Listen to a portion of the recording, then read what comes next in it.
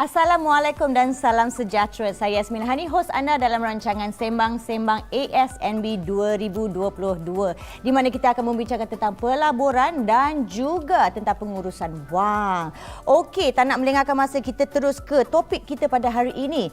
Dengarkan baik-baik, melabur, bijak atur strategi, keuntungan menanti. Itu yang kita nak sangat dengar, keuntungan menanti. Jadi macam mana dah dapat keuntungan tu? Teruskan bersama kami sepanjang rancangan ini. Okey, pengurusan wang yang baik akan membolehkan kita mempunyai lebihan untuk melabur dan meraih keuntungan daripadanya. Menerusi pelaburan, insya-Allah wang kita ketepikan untuk kegunaan masa depan akan sentiasa ada. Ya Allah, tenangnya rasa hati bila kita tahu duit kita sentiasa ada. Jadi untuk membicarakan topik kita pada hari ini, kita bersama dengan tetamu undangan kita pada hari ini, Puan Syazma Juliana Abu Bakar, Ketua Ekonomi TA Securities. Itu dia, Ketua Ekonomi TA Securities. So, berapa lama dah bekerja dengan company ni? Kalau dengan TA dah lebih 6 tahun, tapi di dalam industri stockbroking ni dalam 20 tahun lebih. Okey, sebelum kita cerita lebih jauh mengenai strategi pelaburan dan sebagainya, saya rasa ada baiknya kita bermula dengan penjelasan mudah mengenai apa itu pelaburan dan mengapa kita kena melabur. Penting tu. Ya. Okey, sebelum saya nak cakap pasal kenapa kita perlu melabur, saya nak ingatkan semua orang bahawa pentingnya pelaburan ni sebab kita nak kaitkan kepada nilai duit kita sekarang. Secara asasnya lah, basic, RM1 hari ni tak sama dengan RM1 yang dulu. Kalau macam zaman dulu, RM1 tu kita boleh beli nasi lemak yang sedap, dengan telur, dengan sambal macam-macam. Sekarang RM1 tu tak dapat beli pun nasi lemak. Paling murah pun saya rasa RM2, RM2.50. Itu dah paling basic. You cuma dapat telur seketul dekat dalam tu. Tapi pelaburan ni kita kena kaitkan dengan risiko pula. Berani ataupun tidak. Itulah dia masalahnya. Selalunya orang memang takut-takut kan. Orang cakap takutlah inilah itulah. Okey, jadi apa sebenarnya risiko dan potensi pulangan ini dan mengapa kedua-dua elemen ini amat penting untuk difahami supaya kita dapat membuat keputusan pelaburan yang betul untuk jangka panjang. Untuk orang yang takut-takut risiko lah apa-apa semua ni.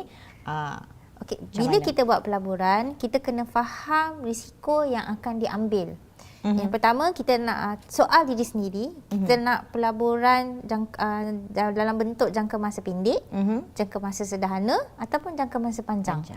Kalau kita nak tahu apa jenis risiko pelaburan yang kita nak ambil, selalunya tanya diri sendiri. Okey, kemudian soalan seterusnya, yang ini sangat-sangat penting. Adakah tabung kecemasan dah cukup? Tabung kecemasan tu macam mana, berapa banyak tu? Okey. You kena ada sekurang-kurangnya 6 bulan simpanan untuk cover you punya perbelanjaan. Kemudian baru kita pergi pada next step. Kalau you nak, sebab risiko pelaburan ni dia ada 3 jenis. Dia ada pelaburan risiko tinggi, risiko sederhana dan juga risiko rendah. Kalau macam Hani cakap tadi nak duduk melawar je kat rumah, you jangan expect pula keuntungan nak 20%, 25%. Tak dapat lah.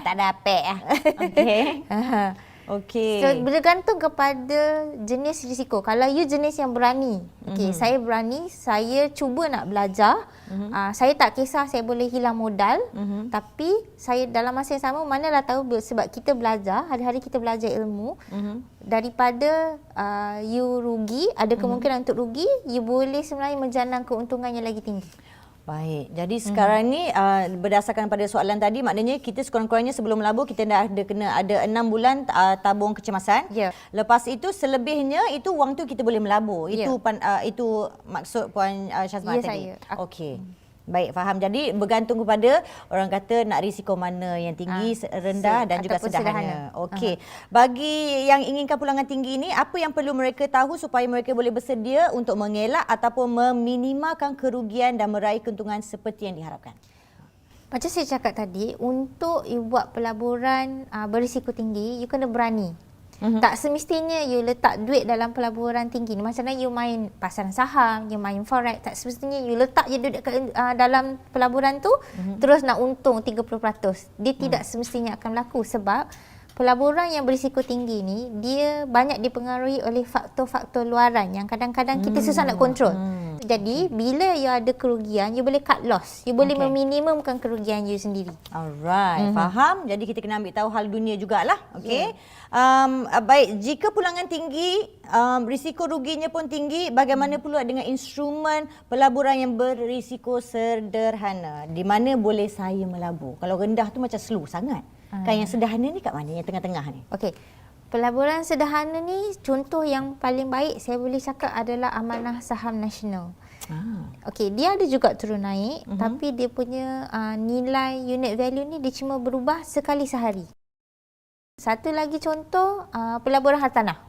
Okey, pelaburan hartanah ni dia akan mengambil masa yang sedikit. Ambil masa lah. Kerana jangka masa yang sederhana kadang-kadang tak adalah terlalu panjang. Tapi dia tidak boleh pelaburan jangka masa pendek. Bermakna kalau beli rumah, you kena tengok lokasi, you kena tengok accessibility, ada rumah, ada sekolah dekat tak dengan jalan raya apa semua tu kan. Kemudian bila you dah dapat rumah tu, you kena cari penyewa. Kat situ pun ada risiko. Betul tak? Okey, betul.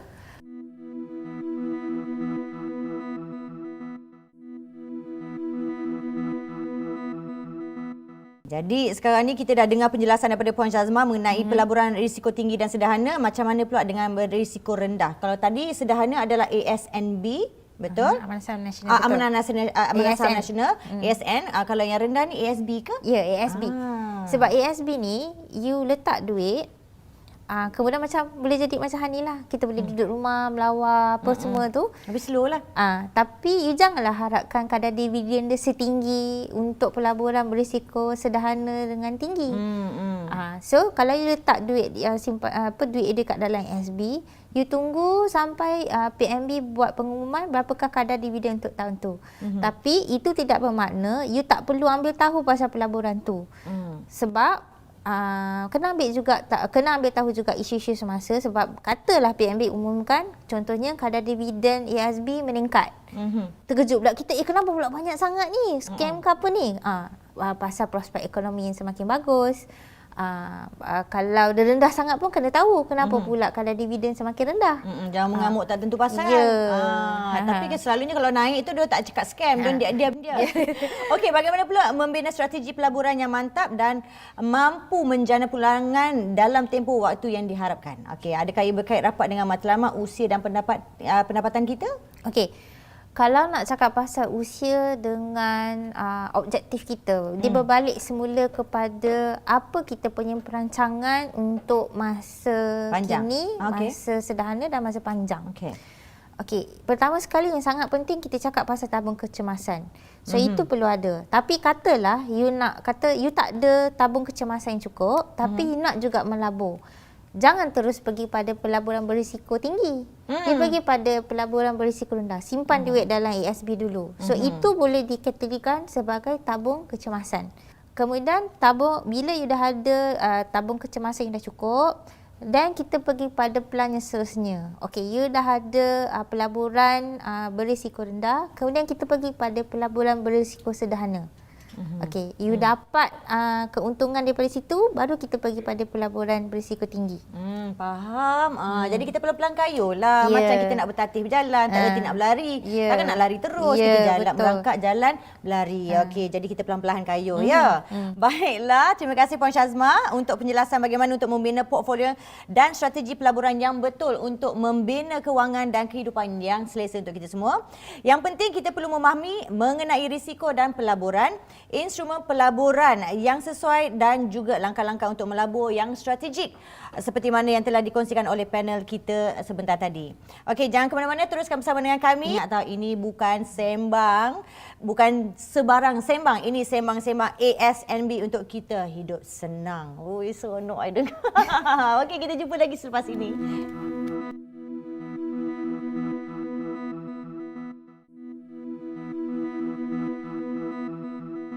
Okey, kita masih lagi bersama dengan Puan Syazma, tetamu kita pada hari ini. Untuk segmen ini, kita tampilkan lagi seorang tetamu iaitu Encik Ahmad Nabil Muhammad Effendi. Okey, dalam sembang kongsi inspirasi, kita akan mengupas lebih lanjut tentang topik utama kita berkaitan pelaburan dan bagaimana pengalaman yang dilalui oleh Encik Ahmad Nabil boleh kita kongsi bersama penonton sebagai panduan dan juga inspirasi anda. Silap-silap pengalaman kita ni sama. Apa khabar? Khabar baik. Panggil Nabil je. Panggil Nabil je? Panggil Nabil je. Okey, Nabil saja. Baik, saya suka. Nabil, Nabil melabur ke tak? Saya melabur je. Saya baru start melabur ni. Alhamdulillah. Okey, so selalunya orang muda ni kita dengar memang dia akan jarang nak melabur sebab dia nak santai-santai dulu ataupun sebab dia baru start bekerja, berkeria dan duit tak cukup ataupun nak beli rumah pun belum lagi nak melabur atau sebagainya kan. Jadi Nabil ada melabur di mana dan juga kalau melabur kenapa melabur? Saya melabur dekat ASB. Lepas tu dah saya buka banyak akaun. Satu ASB, satu lagi ASM, kawasan. ASM? Ya. Okey, sebab apa you melabur? Sebab saya ada set target saya untuk membeli rumah. Pada umur berapa tahun tu? InsyaAllah dalam 31, 32. So sekarang ini impian untuk membeli rumah tu bakal direalisasikan. Sekejap lagi sekali saya bagi tahu dia single, okey. So Ahmad Nabil ada melabur dalam ASNB, betul? Dalam ASB ke ASNB? ASN. ASB. ASB. Okey, jom. Apakah matlamat melabur dalam ASB dan juga adakah you faham apa itu ASB? Kelebihan dan risiko apabila melabur dalam ASB ataupun takat ikut-ikut kawan je sebab nak beli rumah? Ya, saya tahu risiko dia kira ada ASB ni ada dividen. Selain daripada dividen tu dia ada macam risikonya agak berapa rendah lah. Okey, agak-agaknya di masa hadapan Nabil ada keberanian ke melabur ada keberanian tak nak melabur dalam pelaburan yang berisiko tinggi macam pasaran saham atau kripto Bitcoin. Yelah, maklumlah antara buzzword dalam pelaburan anak muda masa sekarang ni kripto Bitcoin. Jadi macam mana dengan Nabil pula? Nak ke tak nak? Ya, insyaAllah kalau dah ada dalam 200k dalam ASMB saya mungkin akan start mencari pelaburan dalam emas ataupun forex. Baik. Bila dah berani sikit kan? Jadi saya tengok kat YouTube, saya mempelajari juga sebab dia ada tutor mengajar untuk cara kita invest dekat situ. Jadi cukup ke? Cukup. Setakat tengok dekat YouTube je? Saya kena mempelajari dengan orang lain jugalah yang lebih berilmu. Baik, kita start pada bawah jugalah. Orang kata lah. nak dapatkan keberanian, confidence kan. Okey, baik Puan Syazma, seperti yang macam Nabil cakap tadi, sebelum dia nak melabur dalam instrumen yang lebih tinggi, dia nak belajar mengenai pelaburan terlebih dahulu. Dia belajar dekat YouTube dan boleh jumpa cikgu-cikgu siapa yang ada dekat luar sana yang boleh mengajar, dapatkan ilmu, belajar strategi pelaburan dan sebagainya. Adakah cara ini betul untuk mereka yang berminat mendapatkan pulangan lebih tinggi daripada pelaburan? Kita cakap pasal high risk, high return kan? Yeah. Apa yang saya lihat apa Nabil buat sekarang tu dah betul. Maknanya dia mula daripada pelaburan berisiko rendah. Kemudian dalam jangka satu masa dia pergi pelaburan sederhana. Sebab dia ada sebut dia nak beli emas tadi kan, pelaburan emas. Pelaburan emas dikategorikan sebagai pelaburan berisiko sederhana. Kemudian baru dia pergi pada pelaburan berisiko tinggi. Cuma kalau belajar dari segi YouTube ni, dia ada pro and con. Dia ada kebaikan dan juga keburukan. Sebab kadang-kadang apa yang dipaparkan di social media tu kadang-kadang yang indah-indah sahaja. Faham. Jadi nasihat saya pada Nabil dan semua orang, sentiasa belajar, sentiasa ambil tahu, sentiasa tahu produk pelaburan yang kita ambil dan juga risiko-risiko yang terbabit. Baik, faham. Okey, jadi Nabil hati-hati juga ya. Okey. Baiklah, nampaknya kita sudah pun berada di penghujung rancangan Sembang-Sembang ASNB untuk episod kali ini. Sebelum kita semua menutup tirai, saya minta Puan Syazma untuk kongsi tip dan juga nasihatlah buat rumusan yang ringkas, yang pendek kepada semua pelabur-pelabur kat luar sana yang baru nak berjinak supaya mereka dapat membangunkan strategi pelaburan yang betul untuk mengoptimumkan pulangan. Okey, nasihat saya yang pertama untuk semua orang, kita perlu ada tabungan kecemasan yang cukup sebelum kita pergi kepada langkah yang seterusnya. Mulakan dengan sedikit, pergi pada pelaburan yang berisiko rendah dahulu. Kalau kita tak berani, kemudian baru pergi pada sederhana dan juga pelaburan berisiko tinggi.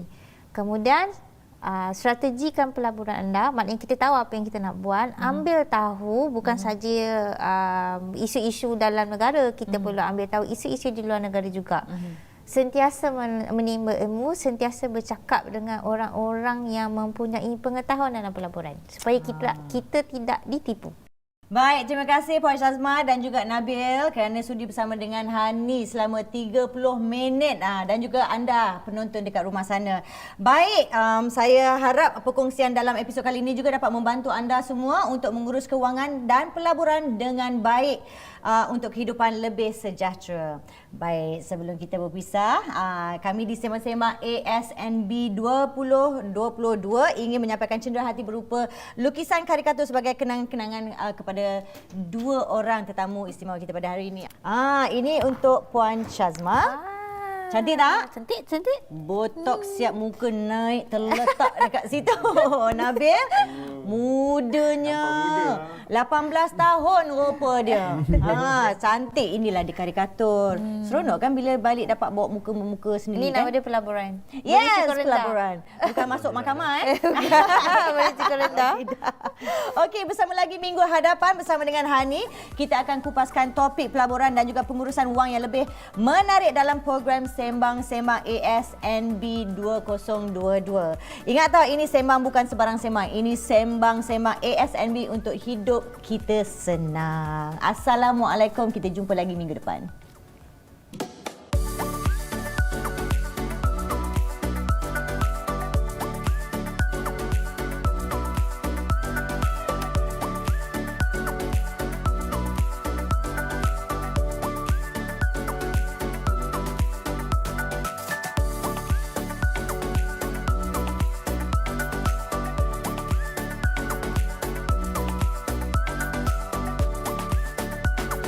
Sembang-sembang